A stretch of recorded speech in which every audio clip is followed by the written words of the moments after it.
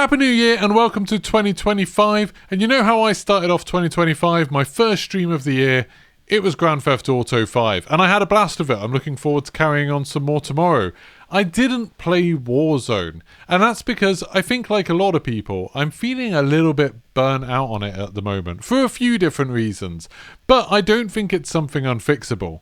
Now, this isn't a video where I'm going to be saying, oh, I'm quitting Warzone or anything like that. There's some Squid Game stuff coming out for it tomorrow. I'm going to play that. That'll probably be fun. It'll probably be a little bit different. But I do think that there's a few big problems with Warzone right now that we're going to talk about in this video. And I'm also going to talk about how I think Activision could fix it this year using stuff that's already in the game. And while I'm talking about that, I'm going to be playing Boot Camp. Boot Camp is a mode within Warzone that's going to be very relevant later, where you play against a few players. It's meant to be for new players, I think, but you often find some more experienced players, let's say, in there as well. But you also fight against a bunch of bots in a shorter game of Warzone.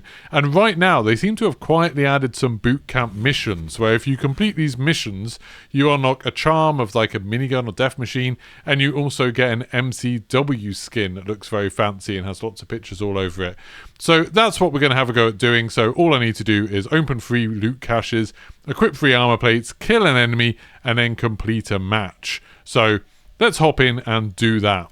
Okay, the title might be hyperbole. Call of Duty clearly doesn't need fixing because it's doing really, really well. It might not be doing as well as it was, but it's still always in the top 3 most played games on Xbox and always in the kind of top 15 on Steam charts, which is the only 2 places where we have any data. You can assume it's probably doing even better on Battle.net and especially PlayStation. So it's clearly doing fine. But for people like me, who have kind of got a bit burnt out on a game, got a bit bored of it, don't really want to play it very much, I think there is something wrong that Activision could be fixing. And I think there's kind of 4 broad problems with it. The first one is that there's just a lot of glitches. There's so many little problems, whether it's visual glitches, like things not appearing properly, audio glitches, like parachutes from 300 meters away sounding like they're right next to you while you can't hear people sprinting up, or menu glitches, like menus just not working, or, you know, gunsmith stuff, attachments not going on your guns, skins not working properly. It always feels like there's a lot of glitches and people just like, oh, well, you know, it's Call of Duty. Ho-ho. Imagine a glitch in Call of Duty. It's like an in-joke with the whole community that the game is just riddled with bugs.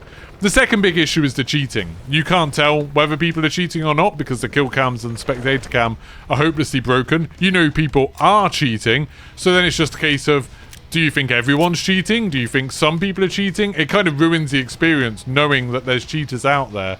And there's not much that anyone can really do about it. I know people say, oh, Ricochet isn't good enough, but I genuinely think they're probably doing the best they can. And all the big games like Call of Duty, Fortnite, Grand Theft Auto, all the games where cheaters can make enough money to fund entire development studios, have an impossible battle of balancing how intrusive they want to be on your system and affecting your security and performance against how much they want to stop all the different kinds of cheating that are possible. And it's something that, you know, I don't think anybody's quite managed to get right. Did somebody land with me? I'm not really sure. I don't think so. Oh, I've got UAV, actually. No, it looks like no one's near us, so that's okay. I can keep on talking. So yeah, like, it's hard to tell how many people are cheating, but you know it's always there, so I feel like it's always in the back of my mind when I'm playing the game. A third big problem is just the lack of change. Like, since 2019... with Modern Warfare 2019, they kind of said, hey, we're going to try and use this engine ongoing, and they have done since Vanguard. It feels like not only have we had the worst of both worlds, so, you know, kind of, we've had very kind of bland games that haven't really stood out from one another, but then we've also had, like, glitches and bugs and features, like, causing problems in every game. You know, whenever we get a new game, suddenly, oh, the new menus don't work. Oh, the leaderboards don't work. Gunsmith doesn't work. All of this kind of stuff. But we've also had games that look kind of the same. You know, games that don't feel that different to look at or in feel. Like, we used to have big leaps every year of Call of Duty. The graphics would just get better and better. But now this, to me, looks quite a lot like Modern Warfare 2019 did. Like, this doesn't feel like we've had those big leaps again. And then the fourth problem, which I think is honestly one of the biggest ones, at least for people like me, is that the game just feels too hard. It feels like the average player skills got really good, and combined with the glitches that good people know how to take advantage of, and all of the cheats that are about in the game, and all of the... Well, I'm going to buy a XM4, I think.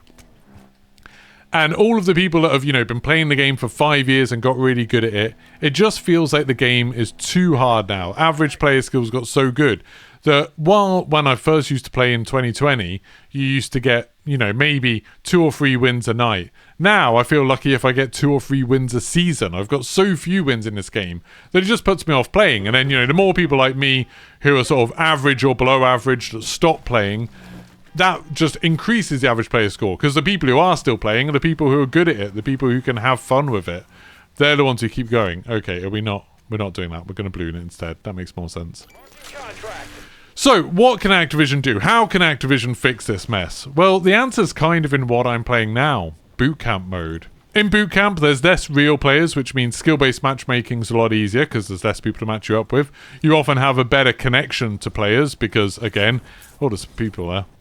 Because, again, you don't need to worry... I don't know why I had such slowdown there. There's something weird about my OBS today, recording. If you're connecting to less players, you can have better connections to people. The game doesn't have to work as hard to find people to connect you to. It doesn't have to match you up with 100 other people. Instead, it just has to find a handful of people. And then the games can still feel full because it just replaces all the other ones with bots. So you still get into fights regularly, but you just win a lot more of them. And I think that's awesome. Now, obviously, boot camp exists in the game, but the problem is, you start in quite a small circle. The matches are over really, really quickly. And it is targeted at new players. So you kind of feel bad a little bit for playing against new people, I think. Playing against new people because, you're killing people who aren't as experienced as you. What I think Activision should be doing... Is that going to kill anyone? No. Sad times. What I think Activision should do is make this kind of the main mode in Warzone. Make the main mode in Warzone, rather than have 100 players, so you've got a 1% chance, if everything's equal, of winning game. Make it so there's only 10 players, so you've got, a 10% chance of winning. Or make it so, there's 4 or 5 teams of humans. Then have lots of other bots. That means that everybody gets a chance to get a bunch of kills. You still get some competition against real players. Everyone can kind of feel good about themselves. They're not going to have many games where they just die without getting any kills. They're going to get a few kills like that. That was probably a bot. I don't care. I've got 3 kills in this game. I've had an okay start to it. It's not too bad. But I've still got a little bit of a threat from real players. This is something that I think appealed to a lot of people in DMZ. People were able to get missions done. They were able to kill some AI. They were able to have a little bit of success, and then they'd still have the tension of what happens when a real player shows up. I don't think I can kill him from that distance. I'm not good enough at that sort of thing. Yeah, I am slightly worried about the people who are up there. I'm going to try and get over this hill, get back to wherever my teammate's landing. Oh, someone's sniping. Can I get back here? Yeah. I do have a redeploy thing that I could use. Yeah, I think boot camp's a really good kind of template for it. I just think this should be the main kind of mode for the game. And then, the vast majority of normal people who want to hop on with their friends, mess around, have some fun, can do. Obviously, they can make the bots a bit more lifelike, a bit more realistic, so it's a bit harder to tell who's a player and who's a bot. But then people who want the sort of competition, people who want to prove to the world how good they are at Call of Duty, they'd still have ranked mode. They'd still have modes that are available for them, where they can really compete against other players, while people who just want a bit more of a casual, relaxed experience can just hop into normal modes. I really think that would be the best thing for Call of Duty in 2025, is to kind of realign it, to sort of change the direction a little bit, to make this kind of experience the focus, this kind of easier, more casual experience the focus of the game, that lots of people can enjoy, and then have the competitive, hardcore version of it available for those people who really want it. Because I genuinely don't think the majority of Call of Duty players care that much about being super good at the game. They'll log in, and if they get destroyed by much better players, they'll just quit. They'll just stop playing. I know people will say, people will probably have already typed in the comments to this, well, you just need to get good, that's what I did, you just need to practice and learn how to be better at the game. And I'm sure, for some people, that's fun, and that would still be available to people who wanted to do ranked. But for a lot of people, if they hop on and they just lose over and over again, and they don't get any kills, they don't get any wins, they'll just quit. Because they're not interested in learning to get good at a video game. They don't value that skill. They don't value anything. People will be like, oh, well, you just want to give everyone a participation trophy. And it's like, yeah, everybody that plays the game, everybody that plays Warzone should have fun. They should be able to win. They should be able to be the hero in their stories. The very first trailer for Warzone was all about showing people doing cool, heroic stuff. And it's like, that's what you want. That first experience back in the early days of Warzone was like that. People always say, oh, Warzone did really well in the early days just because, you know, it's pandemic, everyone's at home, everyone's playing with their friends. And that's definitely a part of it. But I think another part of it was just that we were all bad at Warzone back then. Everybody was bad. So you'd always have a chance of doing something really cool because you'd catch people unaware, you'd catch people off guard, and you'd be able to get those kills.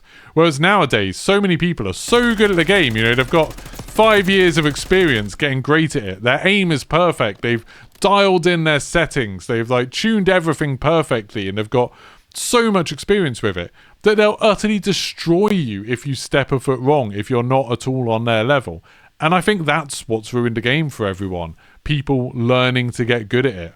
That's why I prefer playing new games all the time, really, because I think that's the best time to play a game is when it's new and everyone's kind of discovering it, everyone's working stuff out, everyone's terrible at the game. That's a lot more fun than when some people learn about it and get good. And an analogy that I've used before, but I'm going to use again because I'm proud of it, is like, you know, when you're with a group of friends who play Mario Kart all the time or GoldenEye back in the N64 days, and then you'd all have fun because you're all kind of the same level. It didn't matter how good you all were, as long as you were all at the same level. Then as soon as you had like one friend that would like practice a lot more than the rest of you or learn more about the game and get really good so they could beat you every time, it suddenly stopped being fun and you'd like stop playing that game or you'd stop playing with that friend. Now sadly, when you're online with 100 other players, you don't get to choose. You don't get to choose not to play with that one person who decided to put loads of time in and get really good at the game. Instead, you're just stuck in matches against them. Imagine being stuck playing Mario Kart against someone who was like a pro at it, who's amazing at it.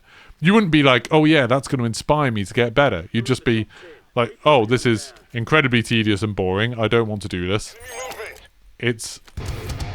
So I'm just going to move on to something else. I'm just going to play with other people, or I'm going to play another game. Now, I'm not saying, by the way, that boot camp is the best mode. It definitely has its problems. Like, this isn't the most exciting thing. A lot of the enemies in this aren't very good, whether they're bots or newer players. Like, the fact that it's a very watered down, cut down version of Warzone with smaller matches and stuff like that, that's not the best either. But I really think if Activision could spend a bit of time making the bots a bit more convincing, a bit more realistic, and could maybe even offer people like different difficulties. You know, if you have a good game and you want a bit more challenge, you could go into a hard version of a match where the bots are all a bit more difficult.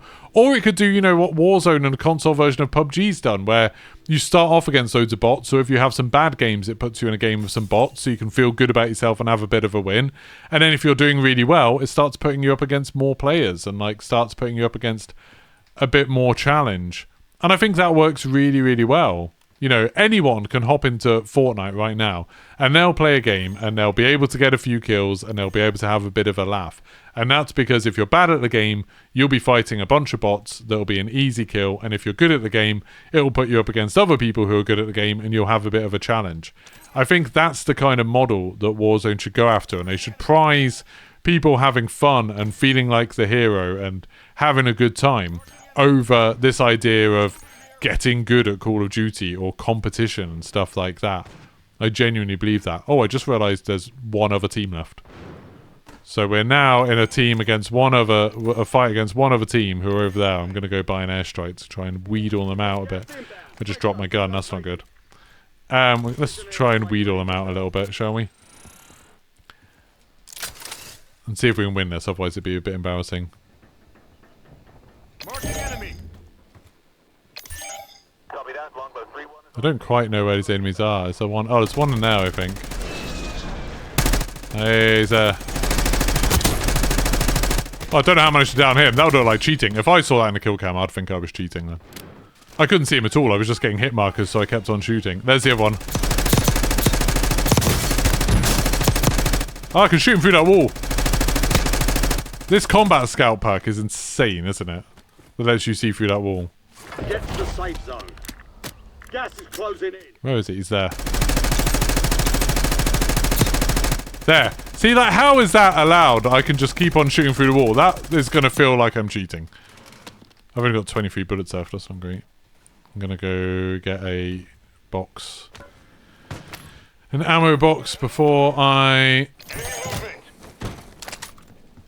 run out completely. Alright, let's finish off this fight.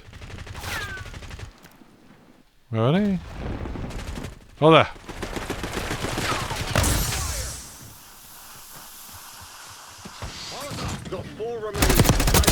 Oh, he's dead. There we go. And we won. So there we go. Boot camp. I think this should be the blueprint for Warzone moving forwards. Put us against less players so we have better connections, better skill-based matchmaking, more chance of winning. Fill the rest of the map up with bots so then everyone gets to feel like a hero. Everyone has a good time. And then keep ranked as the competitive mode for people who care about that. That's what I think people should do. Let me know your thoughts in the comments. Like this video if you like it. Dislike if you disliked it. Don't forget to subscribe if you want to see more. And I'll see you for the next one. Goodbye.